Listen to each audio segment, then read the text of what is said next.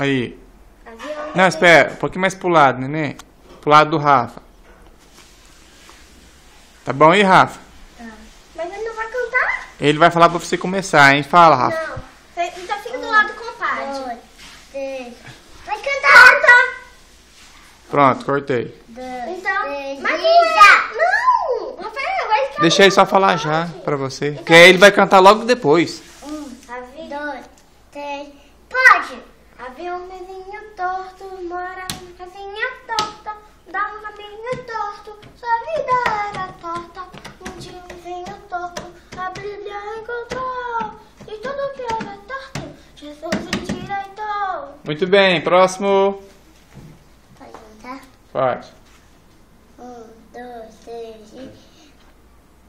Tinha um vizinho torto, morava na casa certa. Torta. Torta. Vai. De novo, de novo. Tinha um vizinho torto, estava na casa torta. Tinha uma Bíblia, contou a Bíblia, vai chama.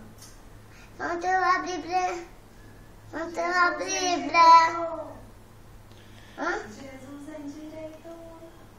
Tudo que era nele, torto. Vai. De novo. Vai, começar de novo, vai. Tinha um vizinho torto, morava na casa certa. Torta. Torta, né? Vai. Tinha um vizinho torto, morava na casa torta. Tinha um caminho torto, a Bíblia encantou. Tudo que era torto, Jesus endireitou. Muito bem. Vamos lá buscar Buscar o quê? o contador? Eu não sei. Agora vamos.